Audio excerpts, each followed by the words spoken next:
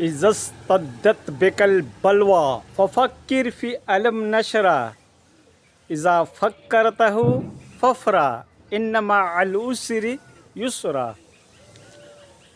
मोहतरम नाज़रीन, मुअज़्ज़ज़ सामईन, आजकल फेसबुक, यूट्यूब, इस तरीके से इंस्टाग्राम और कई एक सोशल मीडिया के प्लेटफॉर्म के ऊपर सच्ची झूठी, इधर की उधर की, किधर की जिधर की न्यूज़ सुन सुन के हमारी कौम के अफराद अपना हौसला खो देते हैं।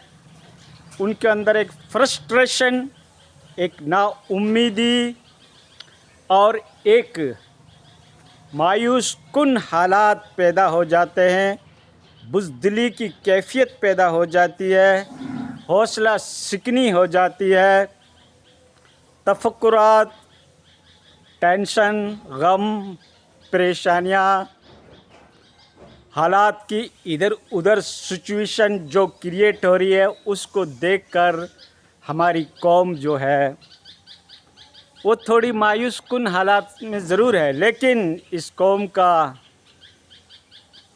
हौसला बुलंद होना चाहिए। इनका तवक्कुल, इनका बिलीव, इनका विश्वास कुदरत के ऊपर होना चाहिए, उस क्रिएटर के ऊपर जिसने इस दुनिया की सारी अशिया पैदा की, अच्छी हो चाहे बुरी हो, छोटी हो चाहे बड़ी हो, और चाहे वो कॉम्प्लिकेटेड हो, चाहे वो हालात हो, चाहे वो सिचुएशन हो, चाहे वो गर्दिश दौर हो, तो चाहे तग़य्युर अदवार हो।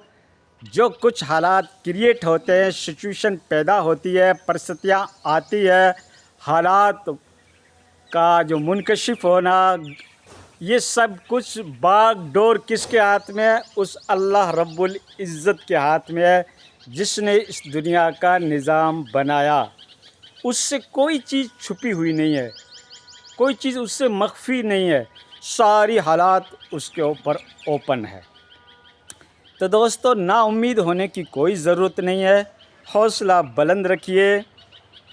अल्लाह की रहमत से नाउम्मीदी कुफ्र है, ठीक है। हाँ, इस कौम की हौसला शिकनी करने वाला कोई दुनिया के अंदर पैदा हुआ ही नहीं और होगा भी नहीं।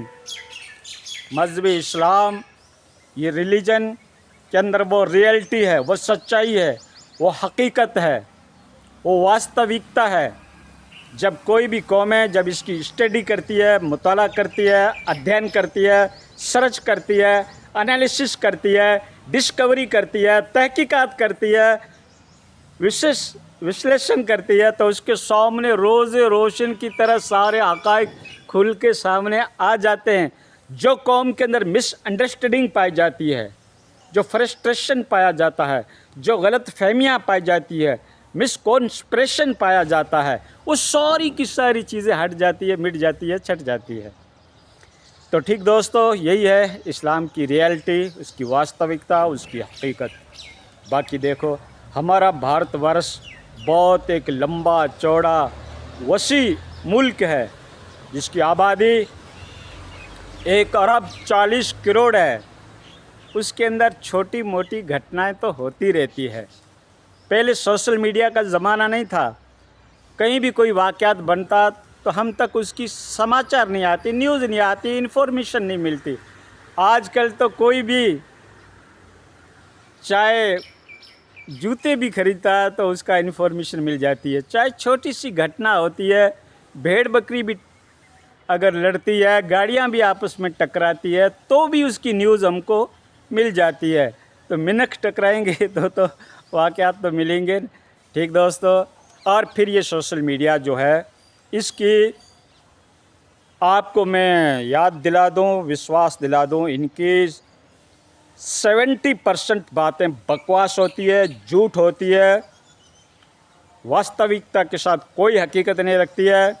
तोड़ मरोड़ के उन वाक़यात को पेश किया जाता है, पुरानी वीडियोज़ को चढ़ाया जाता है, और इस कौम के उम्मीदों के साथ, इनके हौसलों के साथ वो खिलवाड़ किया जाता है, ताकि इस कौम के हौसले पसपा हो जाए और इनके उम्मीदों के ऊपर पानी फिर जाए। इस तरीके के भी वाक़यात हो सकते हैं, ठीक है दोस्तों। हाँ, मेरे कहने का मतलब ये है कि अल्लाह के ज़िक्र से जुड़ जाएं, ईमान के ऊपर साबित कदम रखें और तमाम भारतीयों के साथ अच्छा व्यवहार करें, प्रेम मोहब्बत और अपने अखलाक के ज़रिए से, अपने आदतों के ज़रिए से, अपने शिष्टाचार के ज़रिए से और अपने स्वाभिमान के ज़रिए से अगले का दिल जीतने की कोशिश करें। जो इस्लाम ने तुम्हें तालीमात दी है, जो अखलाकियात सिखाए हैं, जो तुम्हारा करैक्टर का रिफॉर्मर किया है, उसको दुनिया को बताएं।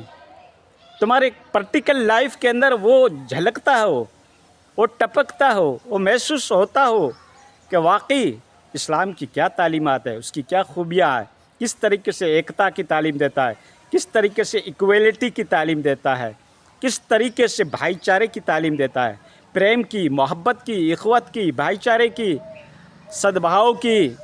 ये सारी तालीमात आपको इस्लाम मज़हब में मिलेगी। और मज़हब कोई भी नहीं सिखाता आपस में बैर रखना, ठीक है ना। हाँ, कोई भी रिलीजन हो, कोई भी धर्म हो, कोई भी मज़हब हो, कोई भी आपस में नफ़रतें नहीं सिखाता।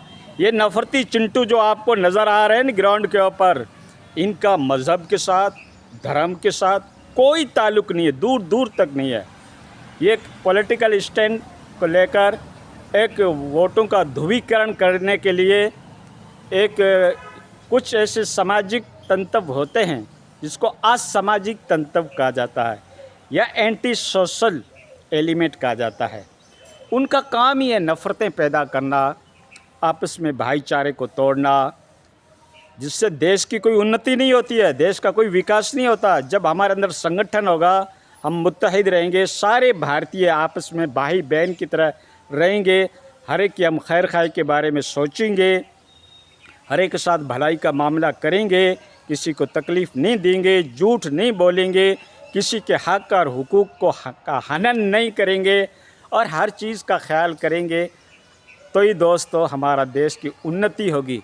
एकता के अंदर, संगठन के अंदर शक्ति है, ठीक है ना। हाँ, यूनाइटेड इज़ द स्ट्रेंथ, इत्तेहाद और इत्तेफाक के अंदर क़ुव्वत अज़ीम है, ठीक है ना। इस बात को मत भूलना और अपने अखलाक को सुधारो और खुदा का खौफ दिल में रखो। हालात कैसे भी हो, रब को याद करो। रब जो है सब हालात को सोल्व कर सकता है। जो हमारा क्रिएटर है, हमारा खालिक है, हमारा मालिक है।